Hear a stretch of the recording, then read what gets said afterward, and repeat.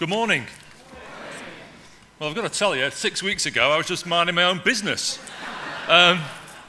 Certainly fighting the by-election has been one of the most exciting experiences of my life. A hell of a roller coaster ride. And it was a really steep learning curve for me because I've only been an activist for the last 12 months. I joined UKIP in 2011. Never been in a political party before.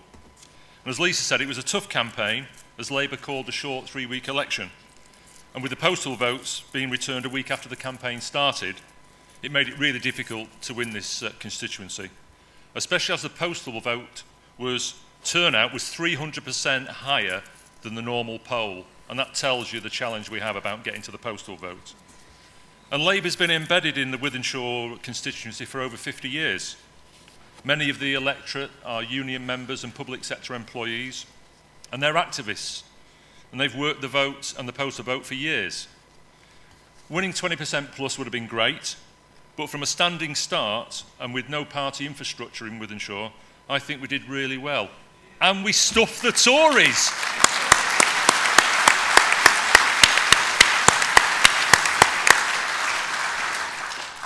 I've got to say a big thanks to the UKIP team, particularly Lisa and Darryl.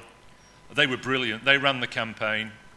And it was all new for me, and I just went in every day and did what I was told to do. And in fact, Lisa, I've got to tell you, the last time I was bossed about that much was by my mum. I'm not old enough. Big thanks to the press office, Richard, Linda, and especially Clive. I don't know whether he's still smoking 60 a day, but my God, I've never seen anyone chain smoke like that. And thanks to Nigel and Paul, and the MEPs and members of the NEC who came out to support me on the ground. But especially a really big thank you to all the members who came far and wide, gave up their time and canvassed for me, often in quite atrocious weather. But again, special thanks to the dynamic duo, Annie and Sandy from Scotland. They were absolute stars, so as far as I'm concerned, thank you.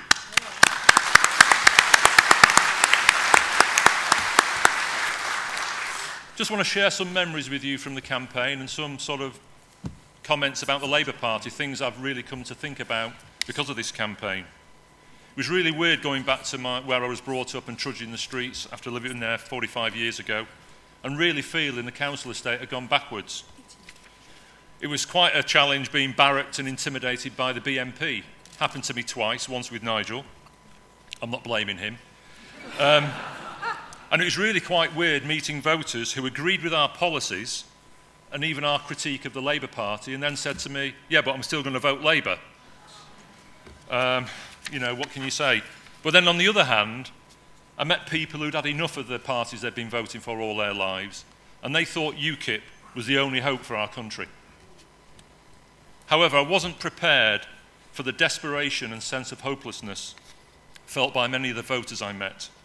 Many youngsters and middle-aged people felt they had no hope of ever getting back into work. Their working lives were effectively finished, and for some of those youngsters, it's never going to start. I mean, that is just not on. They felt like second-class citizens in their own country, that the employers and political class had consigned them to the out-of-sight, out-of-mind benefit scrap heap. Many thought the benefits system was complicated and not fit for purpose, a self-serving honeypot for the bureaucracy, many claimants, and the companies running the back-to-work schemes. I came across people who didn't have the money to bridge the gap between the benefits being stopped and their first pay packet. So staying on benefits was not only easier, but actually their only survival option. Many voters thought the government seemed more interested in looking after people who were arriving from abroad or sending aid to other countries who were sending rockets into space.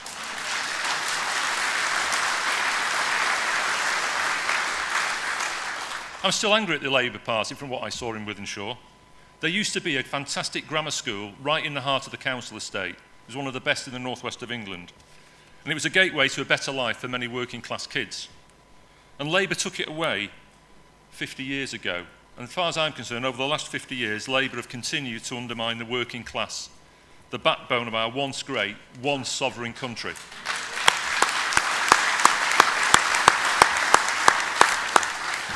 So, shame on you, Wilson.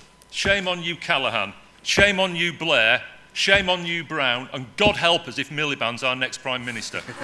Yeah.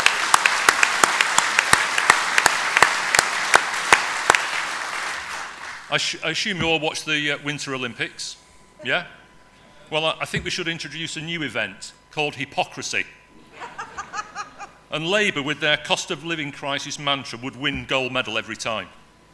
It's Labour that's responsible for this so-called crisis, which is hitting the working class the hardest.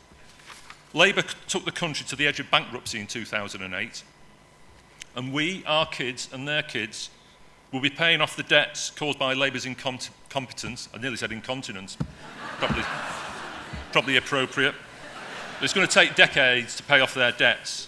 And guess what? Again, it's hitting the working class the hardest.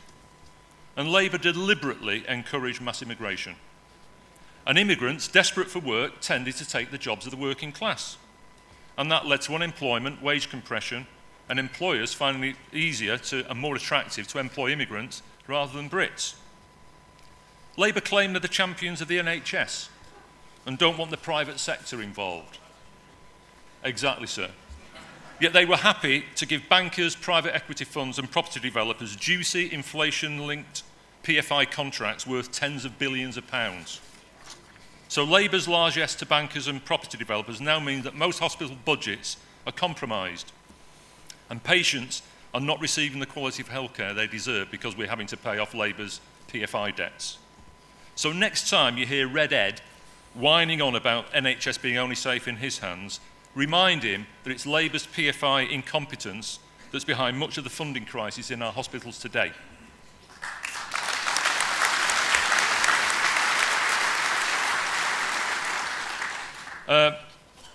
Red light's flashing here.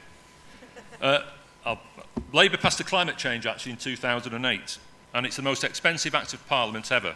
It costs billions every year in subsidies to landowners and renewable energy companies.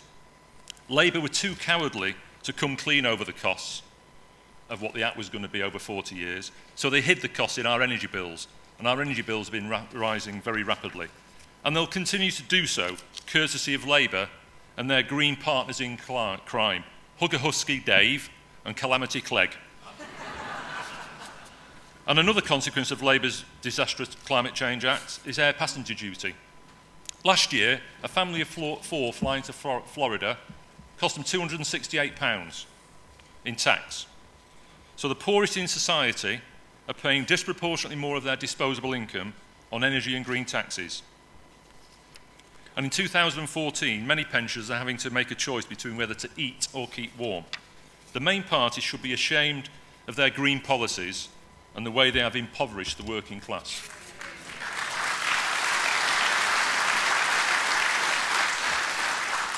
And Miliband and Labour need to stop pointing the finger at rising energy prices. They're responsible and they're hypocrites.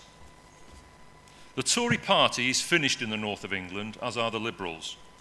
Only UKIP is a credible alternative to Labour. So I say to Ed Miliband and the Labour Party, you have betrayed the working class. You have undermined the working class. And you're more interested in Europe than you are in your own citizens.